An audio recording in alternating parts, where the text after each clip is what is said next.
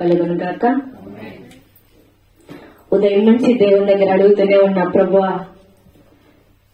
ఈరోజు సంఘానికి నేను ఏ వర్తమానం అందించాలి, ఏ వర్తమానం అందించాలంటే ఇంత ముందుకు చాలా సార్లు వినిన వర్తమానమే దేవుడు చెప్తుంటే, ఏంటి ప్రభువా ఎప్పుడు ఈ వర్తమానమైనా అని అనుకుంటారేమో ప్రభువా ప్రజలు అన్నప్పుడు, దేవుడు అదే చెప్పు అని మళ్ళీ నేను ఉదయకాల సమయంలో ప్రార్థించినప్పుడు మళ్ళీ అదే వర్తమానాన్ని తిరిగి మనకు అందిస్తున్నాడు. అంటే దేవుడు ఎన్నో రోజులుగా మనకు వర్తమానాన్ని అందిస్తున్నా, ఎంతో దైవ సేవకులతో మాట్లాడుతున్నా, ఎంతో టీవీ ప్రోగ్రాంల ద్వారా దేవుడు మాట్లాడుతున్నా, అయినప్పటికీ కూడా మన బ్రతుకులు మార్చుకోవటానికి మనం ఇష్టపడటం లేదు. దేవుడు చెప్తున్నప్పుడు మనం విధేయత చూపెట్టకున్నాము ఉన్నాము కాబట్టి దేవుడిచ్చే ఆశీర్వాదాలు కూడా మన కుటుంబ వ్యవస్థలో జరగడం లేదు. ఈ ఉదయకాల సమయంలో ఖాళీ హృదయంతో వచ్చావేమో, కన్నీరు కార్చుకుంటూ మందిర ఆవరణంలో నువ్వు వచ్చావేమో, బాధపడుతూ పరిచర్యలో చేస్తున్నావేమో, కృంగిపోతూ దేవుని సన్నిధానంలో కూర్చొని ఉన్నావేమో. ఏ స్థితి గుండా నువ్వు వచ్చావో తెలియదు ప్రియ సహోదరి సహోదరుడా, ఏ ఇబ్బందుల గుండా నువ్వు వచ్చావో తెలియదమ్మా. కానీ ఈ మధ్యకాల సమయంలో దేవుడు హెచ్చరిస్తున్న మాట ఏమిటంటే, నీ కుటుంబాన్ని ఈ రోజు నుంచి నేను లేవనెత్తాలనుకుంటున్నా. గట్టిగా చప్పట్లు పెట్టాను, నామాన్ని మహిమపరుస్తాను. ఈ రోజు నుంచి నీ కుటుంబ వ్యవస్థలో కార్యాన్ని చేయాలని నేను ఆశిస్తున్నాను. ఈ రోజు నుంచి నీ కుటుంబ వ్యవస్థలో నేను ఒక నూతనమైన కార్యాన్ని ఆరంభించి నిన్ను నీ కుటుంబాన్ని ఒక ఉన్నత స్థితిలో, నిన్ను నీ పిల్లలను ఒక ఉన్నత స్థితిలో, నువ్వు చేస్తున్న ఒక వ్యాపారాన్ని ఉన్నత స్థితిలో, నువ్వు కూర్చున్న స్థితిలో నుంచి నిన్ను ఒక అడుగు పైకి లేపటానికి నేను ఇష్టపడుతున్నా అంటున్నాడు. గట్టిగా చప్పట్లు కొట్టాయన నామాన్ని మహిమపరుద్దాం. ఎందుకంటే ఒక మనిషి నీ దగ్గరికి వచ్చి సహాయం చేస్తానని చెప్పినప్పుడు నువ్వు ఎంతగానో సంతోషిస్తావు. ఒక వ్యక్తి నీ దగ్గరికి వచ్చి నీకు ఈరోజు డబ్బులు అవసరం ఉంది కదా, నేను ఒక 1000 రూపాయలు నీకు ఇస్తానంటే, అమ్మయ్య ఈ రోజు నా అప్పు కుదుట పడతాదులే అనుకుంటావు. అంతకంటే లేకుంటే ఎక్కువ 1 లక్ష రూపాయలు 2 లక్షలు కావాల్సి వచ్చినప్పుడు, బ్రదర్ మీరు నాకు మళ్ళీ తిరిగి ఇద్దరు, నేను నీకు అగ్రిమెంట్ ప్రకారం నీకు డబ్బులు ఇస్తానంటే, అమ్మయ్య ఈ రోజు ఒక అవసరం తీరిపోయిందిలే అనుకుంటావు. కానీ అవసరానికి మించిన సహాయం చేసే శక్తి కలిగిన యేసయ్య ఈ రోజు నీతో మాట్లాడుతున్న వర్తమానం ఏమిటంటే, నువ్వు పడిన స్థితిలో నుంచి నిన్ను లేపే సమయం ఆసన్నమైందంటున్నాడు. నువ్వు కృంగిన స్థితిలో నుంచి లేపే సమయం ఆసన్నమైందంటున్నాడు. నువ్వు కన్నీరు కార్చావు, దుఃఖపడావు, వేదన అనుభవించావు, అనేకాల దగ్గర సూటిపోటి మాటలతో నువ్వు కృంగిపోయావు. వీరి బ్రతుకు ఇంతే, వీరి జీవితం మారదు, వీరి కుటుంబ వ్యవస్థలో సమాధానం అనేది ఉండదు, వీరి కుటుంబ వ్యవస్థలో నెమ్మది అనేది ఉండదు, వీరి కుటుంబ వ్యవస్థలో ఎప్పుడు కూడా కన్నీరే, వీరు శపింపబడిన కుటుంబం అని అనేకులు మిమ్మల్ని హేళనగా చూశారేమో. వీరి పిల్లలను పోషించలేడు, వీరి యొక్క జీవితము కొద్ది రోజుల తర్వాత చూస్తే వీరికంటే మా పిల్లలే ఉన్నత చదువుల్లో ఉంటారు, మా పిల్లలే ఒక ఉన్నత ఉద్యోగంలో ఉంటారు, మా కుటుంబమే ఆశీర్వదింపబడిన కుటుంబంగా ఉంటారని అనేకులు నిన్ను హేళనగా చూశారేమో, అనేకులు నిన్ను బాధపరిచారేమో, అనేకులు అనేక రీతిగా నిన్ను గాయపరిచారేమో. నువ్వు మందిరానికి వస్తున్నావు, నీ పిల్లలు మారడం లేదు. నువ్వు మందిరానికి వస్తున్నావు, నీ వ్యవస్థలో కూడా మార్పు అనేది లేదు, నీ హృదయంలో మార్పు లేదు, నీ యొక్క వ్యక్తిగత జీవితంలో మార్పు లేదు. లేకపోతే నువ్వు మందిరానికి వస్తున్నావు, నీ కుటుంబంలో నీ భర్త రావడం లేదు. నువ్వు మందిరానికి వస్తున్నావు, నీ అత్తమామలు మారడం లేదు. నువ్వు మందిరానికి వస్తున్నావు, అనేకమైన మార్లు కృంగిపోతున్నావు. దైవ సేవకులు చెప్పినప్పుడు మాత్రం ఒక రెల్లు వలె నిలుక్కుంటున్నావు. కొద్దిసేపు గాలిస్తే మళ్ళీ తూపమని కొరిగిపోతున్నావు. అలాంటి స్థితి పడుతూ లేస్తూ, పడుతూ కృంగుతూ, లేస్తూ పడుతూ ఉన్న స్థితిలో నువ్వు ఉన్నావేమో. ఈ రోజు నీతో గట్టిగా దేవుడు చెప్తున్న మాట, నిన్ను లేపే సమయం ఆసన్నమైంది. నువ్వు పడిన స్థితిలో ఉన్న సమయం ఆసన్నమైంది. కానీ నువ్వు చేయవలసిన పని, నీకున్న బంధకాలు విడిపింపబడాలి అన్నా, నీకు ఉన్న గర్భఫలం అనే సమస్య పోవాలి అన్నా, నీ కుటుంబంలో ఉన్న రోగాలు పోవాలి అన్నా, నీ ప్రార్థన జీవితం అత్యధికం కావాలి అన్నా, ఆత్మీయ జీవితంలో ముందుకు సాగాలి అన్నా, నువ్వు చేయవలసింది ఏంటంటే దేవుని మాటకు లోబడడం నేర్చుకుంటే దేవుని నుండి ఆశీర్వాదాలు పొందడం కూడా దేవుడు ఎన్నటికి కూడా ఆపు చెయ్యనే చెయ్యడు. లోబడడం నువ్వు నేర్చుకున్నప్పుడు, దేవునికి విధేయత చూపడం నువ్వు నేర్చుకున్నప్పుడు, కృతజ్ఞతతో ఉండడం నువ్వు నేర్చుకున్నప్పుడు దేవుడు నీ స్థితిని మార్చే సమయం కూడా ఈ రోజే. యెహోషువ 3:5 చూసినట్లయితే ఒకసారి చూడండి. యెహోషువ 3:5.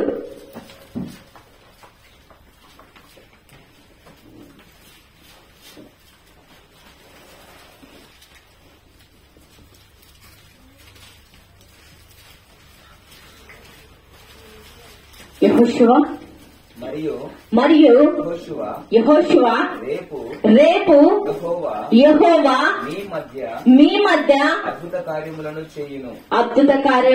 గట్టిగా చప్పట్లు కొట్టి ఆయన నామాన్ని మహిమపరుద్దాం.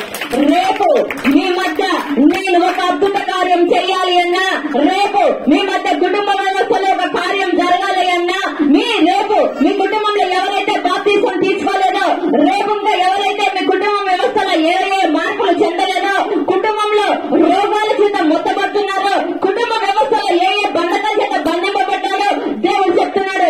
ఎన్నో పునరుత్థాప ఆరాధనలో మీరు పాల్గొన్నారు, ఎంతో మంది దైవ సేవకుల దగ్గర మీరు వర్తమానాలు విన్నారు, ఎన్నెన్నో డాక్టర్లకు డబ్బులు ఖర్చు పెట్టారు, ఏవేవో రిపోర్టులు తీసుకొని వచ్చారు. నా మాటకు లోబడు, నా మాటకు విధేయత చూపించు. నేను రేపు మీ మధ్య ఒక అద్భుత కార్యం చేస్తానని దేవుడు ప్రవచనాత్మకమైన వర్తమానాన్ని మనందరికీ కూడా దేవుడు అనుగ్రహిస్తున్నాడు. మన జీవితంలో అద్భుతం జరగాలి అంటే నువ్వు మోకరిల్లాలి. మన జీవితంలో కార్యం జరగాలి అంటే దేవునికి విధేయత చూపెట్టాలి, దేవుని మాటకు లోబడాలి. లోబడడం నేర్చుకున్నప్పుడు నువ్వు తెలియకుండానే మూయబడిన ద్వారాలు తెరవబడతాయి. సంవత్సరాల తరబడి మూయబడిన డోర్స్ అన్ని కూడా ఓపెన్ అయిపోతాయి. నువ్వు పిలవనవసరంలా, నువ్వు బంధువుల దగ్గరికి వెళ్ళనవసరంలా, ఎక్కడికెక్కడికో పరిగెత్తన అవసరంలా. నిన్ను చీ అన్న వారు నీ దగ్గరికి రాబోతున్నారు.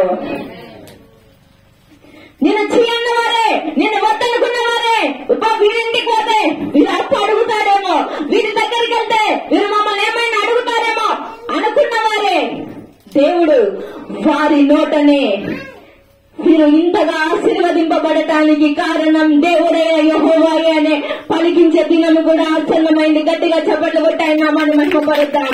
నేను చీ అన్నవారే నీ దగ్గరికి వచ్చి, బ్రదర్ మా ఇంటికి రావచ్చు కదా, సిస్టర్ మా ఇంటికి రావచ్చు కదా, ఒక్క రోజున మా ఇంటికి వచ్చి మీ పిల్లలతో కలిసి మా ఇంట్లో భోజనం చేయొచ్చు కదా అని పిలిచే సమయం కూడా ఆసన్నమైంది. ఎప్పుడు అంటే నేడు రేపు మీ మధ్య అద్భుత కార్యం చేస్తానన్న సజీవుడైన యేసయ్యనే ఈ రోజు వాగ్దానం చేస్తున్న మాట ఏమిటంటే, నేను చెప్తున్న మాటకు నువ్వు లోబడి ఉన్న స్థితిన నువ్వు పడిన ఏ బంధకాలు, పాపం కావచ్చు, వ్యభిచారం కావచ్చు, సిగరెట్ కావచ్చు, గుట్కా కావచ్చు, మట్కా కావచ్చు, ఏ భయంకరమైన బంధకాల చేత బంధింపబడ్డావో అవన్నీ కూడా యేసయ్య దగ్గర ఒప్పుకొని విడిచిపెట్టు. మందిరానికి వస్తున్నావు, నీ చూపులలో పవిత్రత లేదు. మందిరానికి వస్తున్నావు, హృదయంలో దేవునికి ఉండవలసిన స్థలం లేదు. మందిరానికి వస్తున్నావు, మనం చేయకూడని కార్యాలన్నీ చేస్తున్నాం. మందిరానికి వస్తున్నావు, కొంతమందిని చూసినప్పుడు చాలా బాధ అవుతాదండి. వస్తారు, మందిరంలో కూర్చుంటారు, వర్తమానం బాగా వింటారు. ఆ వర్తమానం విడుదలవుతున్నప్పుడు మాత్రం చప్పట్లు భలే కొడతారు. అమ్మో, యేసయ్య అంతా నా కోసమే మాట్లాడుతున్నాడు, యేసయ్య అంతా నన్ను ధైర్యపరచడానికే మాట్లాడుతున్నాడు, యేసయ్య అంతా నా జీవితాన్ని బాగు చేయడానికే ఈ రోజు మాట్లాడాడు అనుకుంటారు. బయటికి వెళ్ళిన తర్వాత ఇక్కడ చెప్పిన వర్తమానం ఆ గేటు దగ్గరే వదిలిపెట్టారు. ఆ గేట్ ఎక్కి తాము ఎక్కవలసిన బండ్లు, తమ ఎక్కవలసిన కార్లు, తమ ఎక్కవలసిన ఆటోలు ఎక్కిన వెంటనే ఇక్కడ చెప్పిన వర్తమానం ఎక్కడ పోతారు? ఇంటికి వెళ్ళిన వెంటనే టీవీ ఏమొస్తుందో చూద్దాం. టీవీ ఛానల్ మార్చుతా ఉంటావు, శుభవార్తను ఆరాధన పెట్టుకోవడానికి ఛానల్ ఓపెన్ చేస్తావు. కానీ ఓపెన్ చేసినప్పటికి కూడా నీ చేతులు ఏదైనా ఒక ప్రోగ్రామ్, జబర్దస్త్ ప్రోగ్రామో లేకుంటే ఏదో ఒక నాటికనో వచ్చినప్పుడు వెంటనే దాని దగ్గర ఒక 5 నిమిషాలు ఆగుతున్నావు. వెంటనే నేను చూసేది తప్పు కాదు కదా, నేను ఒక కామెడీ షో చూస్తున్నా, ఆ కామెడీ షో నేను నీకు వస్తున్నా ఆశీర్వాదాన్ని ఆఫ్ చేస్తుంది. సెల్ చూస్తున్నావు, ఇన్స్టాగ్రామ్ చూస్తున్నావు, వాట్సాప్ చూస్తున్నావు, యూట్యూబ్ చూస్తున్నావు. దానిలో చూస్తున్నప్పుడు ఏదో చూడకూడనివి నీ చేతిలో కొనబడుతున్నప్పటికీ కూడా ఏముందని కొంచెం చూస్తున్నావు, కొంచెం ఆఫ్ చేసి అమ్మో దేవుడు అడుస్తాడేమని భయపడుతున్నావు.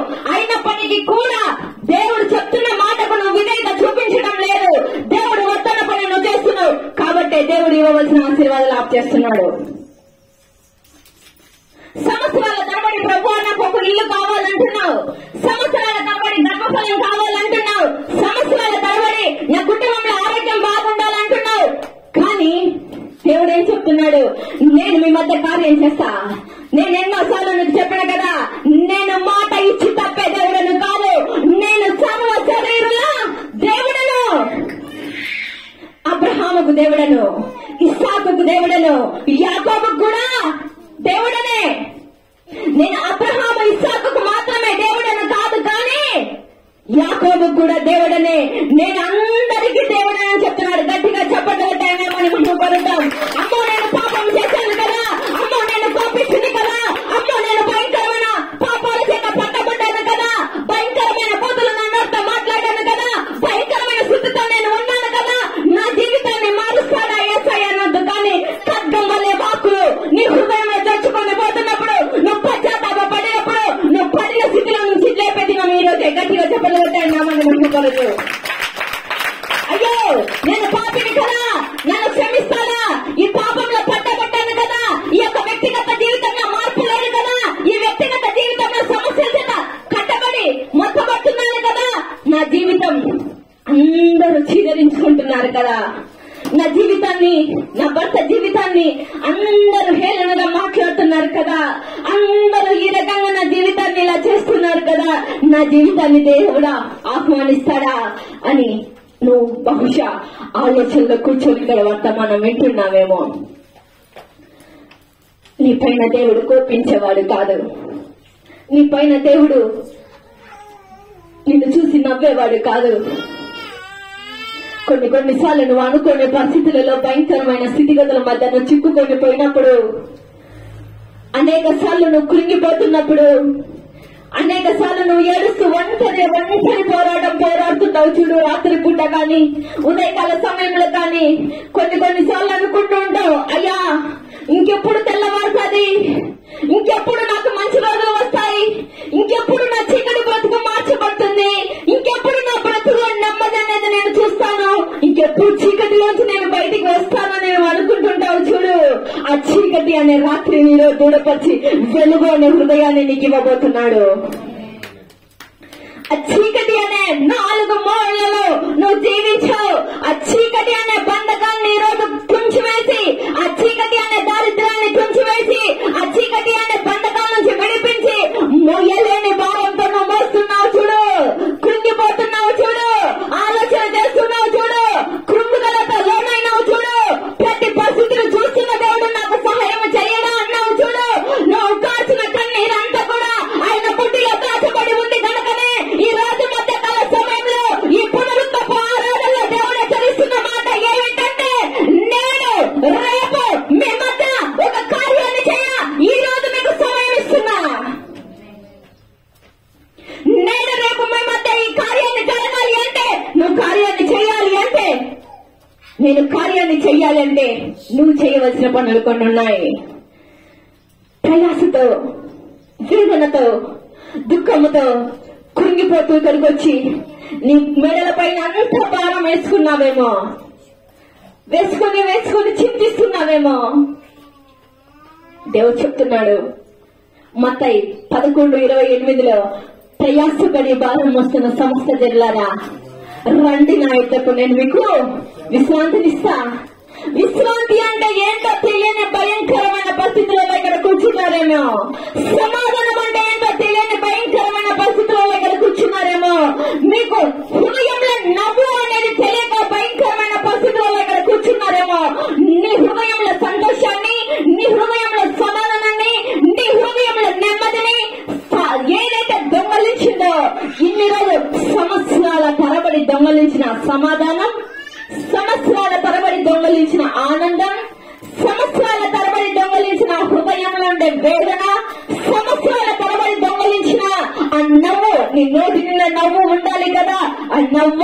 ఈ రోజు అపవాది దొంగలించుకొని ఎక్కడికో తీసుకెళ్లిపోయిందేమో నిన్ను.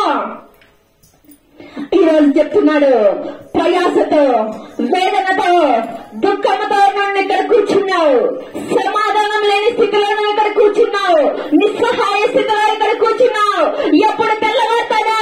ఎప్పుడు నా పనులకు వెళ్ళాలా? ఎప్పుడు తెల్లవారుతాడా?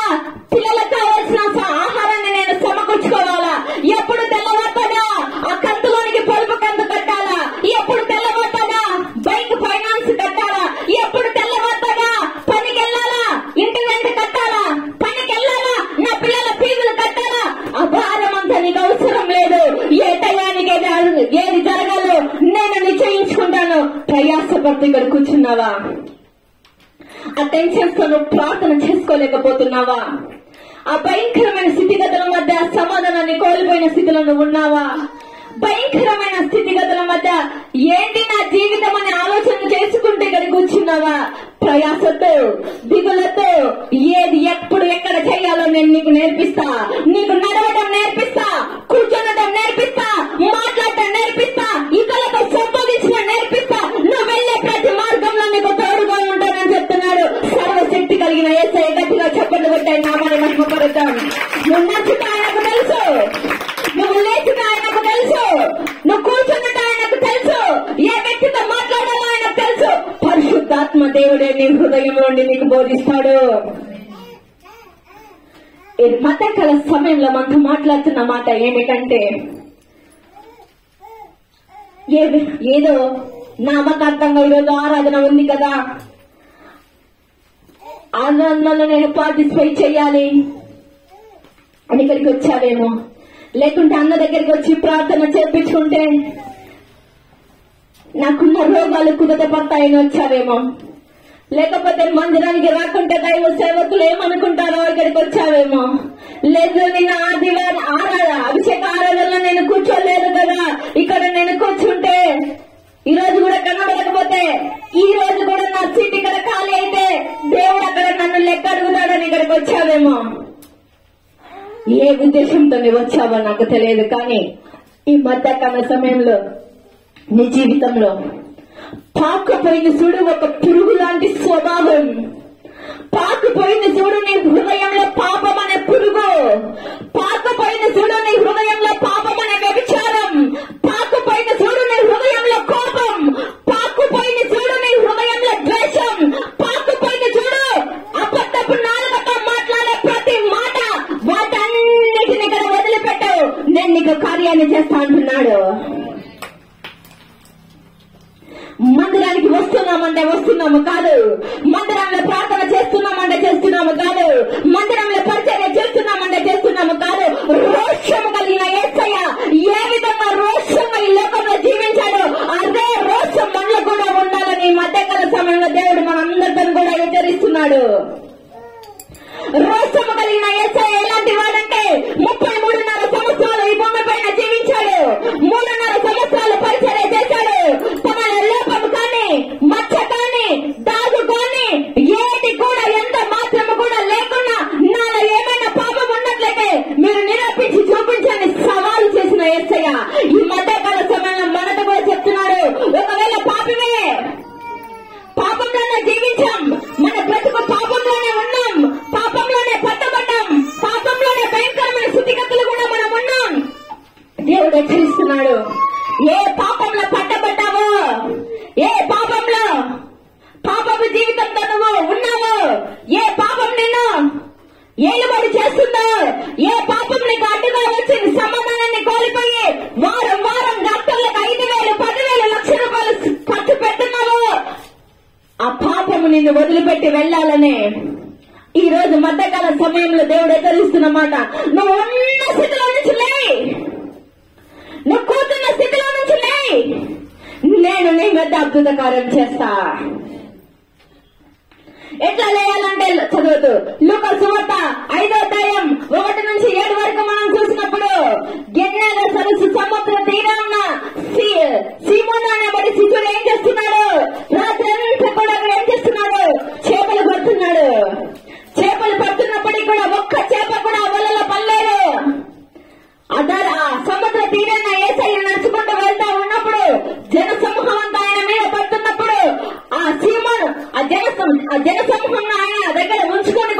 చేశాడంటే యేసయ్య వెంటనే యేసయ్య కన్ను సీమోను మీద పడింది. ఈరోజు యేసయ్య కన్ను ఫలించని గొప్ప మినిస్ట్రీలో ఉన్న ప్రతి బిడ్డ పైన పడింది. యేసయ్య కన్ను సీమోను మీద పడినప్పుడు సీమోను దగ్గరికి వెళ్ళాడు. సీమోను చేసిన పని మనము కూడా చేయాలని దేవుడు ఇష్టపడుతున్నాడు. సీమోను దగ్గరికి వెళ్ళగానే సీమోను నిల్చున్నాడు.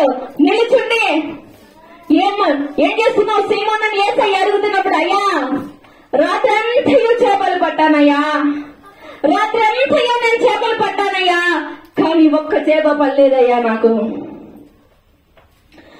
నువ్వు ప్రతి 60 ఏళ్ళు కావచ్చు, 50 ఏళ్ళు కావచ్చు, 30 ఏళ్ళు కావచ్చు, 20 ఏళ్ళు కావచ్చు, నేను యవన ప్రాయంలో ఉన్న 18 ఏళ్ళు కావచ్చు, నువ్వు కూడా సీమోను లాగా బాధపడుతున్నావా? జీవితాంతం నేను ఇంతే నా కష్టం, జీవితాంతం ఇదేనా నా బ్రతుకు, పొద్దున లేయాలా పిల్లలకు వండి పెట్టాలా, పొద్దున లేయాలా నేను డ్యూటీకి వెళ్ళాలా, పొద్దున లేయాలా సంసారానికి కావాల్సిన అన్ని సమకూర్చాలా, పొద్దున లేయాలా డ్రైవింగ్కి వెళ్ళాలా, డ్రైవింగ్ లో ఏమైతా గాని నువ్వు కూడా సీమోను చింతించినట్టు చింతిస్తున్నావా? సీమోను దగ్గరికి వెళ్లి యేసయ్య ఏమంటున్నాడు, సీమోను రాత్రంతా ప్రయాసపడ్డావయ్యా, నీ ప్రయాస నేను చూస్తూ ఊరుకుంటానా సీమోను? నీ ప్రయాస చూసి నేను నవ్వుతూ ఉంటానా? నేను నవ్వనయ్యా, కొంచెం నీ దోణ తీసి అక్కడి నుంచి కొంచెం ముందుకు జరిపోద్దు సీమోను అని చెప్పినప్పుడు సీమోను యేసయ్య మాటకు లోబడి వెంటనే ఆ దోణ తీసుకుని కొంచెం ముందుకు నడిపాడు. ఈ రోజు మాట కూడా మాట్లాడుతున్న మాట ఏమిటంటే, నీ హృదయం బాగానే ఉంది, నీ హృదయంలో నాదేదో ఉంది కదా, ఏదైతే పాపమో, ఏదైతే ఏలుబడి చేస్తుందో, ఏదైతే భయంకరంగా నిన్ను వేదనకు లోన్ చేస్తుందో, వాటన్నిటిని కూడా దేవుడు ఏం చెప్తున్నాడు అంటే, వాటన్నిటిని బయటికి తీసుకురా అని దేవుడు హెచ్చరిస్తా ఉన్నాడు. ఆ సీమోను ఏ విధంగా అయితే కనుక దేవుడు చెప్పిన మాటకు లోబడి, దేవుని మాటకు లోబడిన వెంటనే ఏం జరిగింది సీమోను జీవితంలో? సీమోనుకు చెప్పిన వెంటనే సీమోను సరే ప్రభు అనేసి ఆ దోణలను కొంచెం ముందుకు తీసుకొచ్చాడు. తీసుకొచ్చిన వెంటనే ఆ దోణలో యేసయ్య కూర్చొని అక్కడున్న జన సమూహానికి మొత్తం వర్తమానాన్ని అందించాడు. వర్తమానాన్ని అందించిన వెంటనే సీమోనుతో చెప్తున్నాడు, సీమోను ఇప్పుడు నువ్వు వెళ్ళి సముద్రం ఏం చేయాలి, సరస్సులు ఏం చేయాలా, వలలు వెయ్యి. వలలు వేసిన వెంటనే ఆ యొక్క సీమోను యొక్క వలలన్నీ కూడా ఫుల్లుగా చేపలతో నింపబడ్డాయి. నింపబడిన వెంటనే ఆ చేపలు ఇంకా తనగా వలలో పట్టగా పక్క వాటిని కూడా తీసుకోవడానికి అడుగుతూ ఉంటున్నాడు. నీ హృదయం కూడా సీమోను దోణలాగా కావాలిగా ఉండిపోయింది. కావాలి హృదయం. ఏమిటి హృదయం? దాంట్లో పాపము, కోపము, ద్వేషము, వ్యభిచారము, త్రాగుడు అనే బంధకాల చేత బంధింపబడ్డావు. ఖాళీ హృదయం దగ్గరికి వచ్చావు. యేసయ్య మాట చెప్తున్నాడు, దాన్నంతా క్లీన్ చేసేసుకోలేదు. సీమోను తన దోణని ఏ విధంగా క్లీన్ చేసుకున్నాడు, మన హృదయాన్ని కూడా మనం క్లీన్ చేసుకుని దేవుని మాటకు మనం విధేయత చూపించినట్లయితే ఈ రోజు సీమోను హృదయంలో ఉన్న వేదన దూరపరిచిన యేసయ్య మన హృదయంలో ఉన్న దుఃఖాన్ని దూరపరచబోతున్నాడు. సీమోను హృదయంలో ఉన్న బాధను దూరపరిచిన యేసయ్య మన హృదయంలో ఉన్న వేదనను దూరపరచబోతున్నాడు. ఈ రోజు ఏ బంధకాల చేత బంధింపబడ్డావో తెలియదు, కానీ నా జీవితం ఎట్లా, నా పరిస్థితులు ఎట్లా, నా యొక్క వ్యక్తిగత జీవితం ఎట్లా, నా పోషణ ఎట్లా, చింతించుకుంటే ఇక్కడ నిలబడ్డావేమో, చింతించుకుంటే ఇక్కడ కూర్చున్నావేమో. దేవుడు నేడు మీ మధ్య ఒక అద్భుత కార్యం చేస్తాను అని చెప్పిన యేసయ్య ఈ రోజు మన జీవితంలో అద్భుత కార్యాన్ని చేయని ఆరంభించాడు. ఎప్పుడు ఆరంభించేశాడు దేవుడు? యెహోషువ 1:9 సెలవిచ్చినట్లుగా నిబ్బరము కలిగి ధైర్యంగా ఉండు, జడియకు, భయపడి మాట్లాడుతున్నాడు. ఏ భయముతో, ఏ దిగులుతో, ఏ వేదనతో, ఏ వేదనతో, ఏ భయంకరమైన స్థితిగతుల మధ్య నువ్వు అక్కడ కూర్చున్నావో యెహోషువతో దేవుడు హెచ్చరించినట్లుగా నీతో కూడా హెచ్చరిస్తున్నాడు. నిబ్బరము కలిగి ధైర్యముగా ఉండు, భయపడమాకు, జడియమాకు, నేను మీ మధ్య రేపొక అద్భుత కార్యం చేస్తా. అద్భుత కార్యం చెయ్యాలి అంటే ఈ తోటలో అందరి తోటలో ఎవరుండారా? యేసయ్య ఉండాలా. ఆ యేసయ్యను మన హృదయంలోకి ఆహ్వానించినప్పుడు, మనం ఆయన మాటకు లోబడినప్పుడు, ఆయన మాటకు విధేయత చూపించినప్పుడు ఈ రోజు మన జీవితంలో గొప్ప కార్యాన్ని దేవుడు ఆరంభించాడు. కాబట్టి ఆ దేవునికి మహిమాగణత ప్రభావాలు కలుగునుగాక. ఆమేన్. అందరం కూడా లేచి మొదటిగా లేచి నిలబడ్డాం.